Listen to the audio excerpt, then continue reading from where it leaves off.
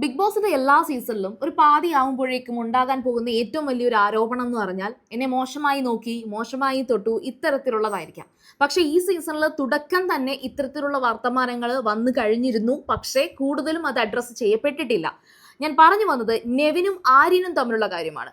കാരണം നെവിൻ ആദ്യം തന്നെ ആര്യനെ പോയി ഹഗ് ചെയ്തതും അതുപോലെ ആര്യന്റെ മുകളിൽ കയറി കിടന്നതുമൊക്കെ ആര്യൻ പലപ്പോഴായിട്ട് അവിടെ ഇവിടെയും ഇരുന്ന് ഒരു നെഗറ്റീവായിട്ട് സംസാരിച്ചിട്ടുണ്ട്. അവൻ ആദ്യം വന്ന് എൻ്റെ ദേഹത്ത് അങ്ങനെ കിടന്നത് എനിക്ക് ഒരുമാതിരിയായിരുന്നു, ഇതെന്താ ഇങ്ങനെ എന്നൊക്കെ ചോദിക്കുന്നുണ്ട്.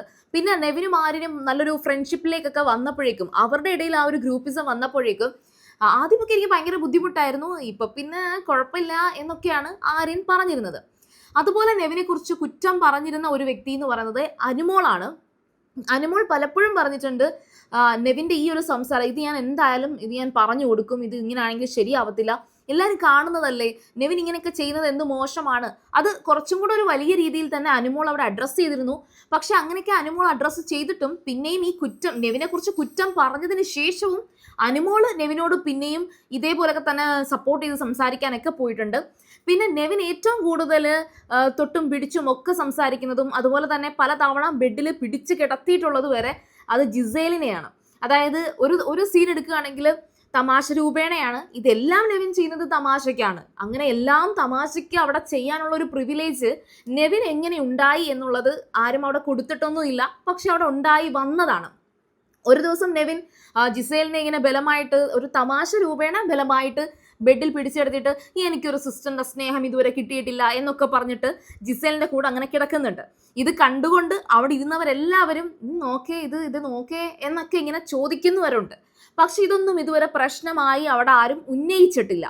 അതുപോലെ തന്നെ ആ ഒരു കാപ്പിക്കള്ളി എന്ന് പറയുന്ന ഒരു അവസ്ഥയിൽ ജിസേലിനെ എല്ലാവരും കുറ്റം പറയുമ്പോഴും ജിസേലിന്റെ മുടി വന്ന് തൊടുന്നതും ദേഹത്ത് തൊടുന്നതും ഇതെല്ലാം ഈ പറയുന്ന ക്യാമറയ്ക്ക് ഫ്രണ്ടിൽ നടക്കുന്ന സംഭവങ്ങളാണ്. പക്ഷേ അതും ആരും കണ്ടതായി നടിച്ചിട്ടേ ഇല്ല. ഇനി ആ ഒരു ഗെയിം വന്നിരുന്നു, ഒരു ഫിസിക്കലി ഭയങ്കരമായിട്ടും എല്ലാവരും ഇൻക്ലൂഡഡ് ആകുന്ന ഒരു ഗെയിം വന്നിരുന്നു, ആ ഒരു ഭൂമി കയ്യേറൽ എന്ന് പറഞ്ഞിട്ട്. അതിൽ പലപ്പോഴായിട്ട് ഇപ്പോൾ ഒന്നിയിലായിക്കോട്ടെ ശാരിക ആയിക്കോട്ടെ അവിടെ പല തരത്തിലുള്ള അലിഗേഷൻസും പറയുന്നുണ്ട്. പക്ഷെ ഒരു സ്ത്രീകൾ അവർക്ക് അങ്ങനെ സംഭവിച്ചു എന്നെവിടെയും പറയാത്തത് അതുകൊണ്ടായിരിക്കാം ഈ പറയുന്ന രീതിയിൽ ഒരു പ്രശ്നം വരാഞ്ഞത്. അതുപോലെ ഇന്നലെ ലാലേട്ടൻ വന്ന എപ്പിസോഡിൽ ആ പറയുന്ന ഭൂമി കയ്യേറ്റം അതിനെക്കുറിച്ച് പറഞ്ഞ ഒരു കാര്യം എന്ന് പറയുന്നത് പോസിറ്റീവായിട്ടാണ്.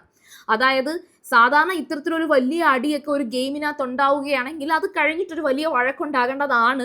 പക്ഷേ സത്യമാണ്, ഞാനും കരുതി ആ ഒരു ലൈവിൽ നമ്മൾ ആ ഒരു ഭൂമി കയ്യേറ്റം ഗെയിം കണ്ടുകൊണ്ടിരുന്നു കഴിഞ്ഞാൽ ശരിക്കും അയ്യോ ഇതെന്താ ഇങ്ങനെ ചെയ്യുന്ന, ആ ഒനിയിൽ നോക്ക് കാണിക്കുന്നത്, ഒനിയിലെടുത്തിട്ട് അടിക്കുന്നത് നോക്ക്, ആ റെനയൊക്കെ എന്തിനാണ് ഒനിയിൽ ഇങ്ങനെ ചെയ്യുന്നത് എന്നൊക്കെ എനിക്ക് ചിന്തിച്ചു പോയി. ഞാൻ അത്രയും ആ റെനയുടെയൊക്കെ മുകളിലൊക്കെ എടുത്തിട്ട് ഇടുക്കിയൊക്കെ ചെയ്യുന്ന കാണുമ്പോഴത്തേക്കും നമുക്കൊരു വിഷമം വരും.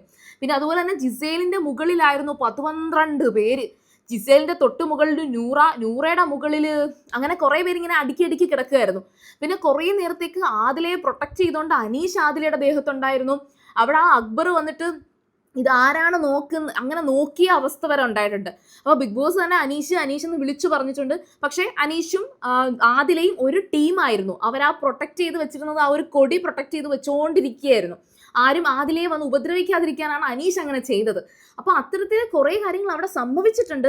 അതുപോലെ അനീഷിനെ വന്ന് ഷാനവാസ് പിടിച്ചു വലിച്ചതും അവിടെ ഇവിടെയൊക്കെ കൊടുക്കാൻ പറ്റുന്ന സ്ഥലത്തൊക്കെ മറ്റേ അക്ബർ വന്നിട്ട് ഇടി കൊടുത്തതും അതൊക്കെ നമ്മൾ ഈ പറയുന്ന ലൈവിൽ നന്നായിട്ട് കണ്ടതാണ്. എന്നാൽ അതിനുശേഷം ഈ പറഞ്ഞ തരത്തിലുള്ള അല്ലെങ്കിൽ എന്നെ നുള്ളി, എന്നെ പിച്ചി, എന്നെ മോശമായിട്ട് തൊട്ടു എന്നൊന്നും സ്ത്രീകൾ ഡയറക്റ്റ്ലി വന്ന് പറഞ്ഞിട്ടില്ല.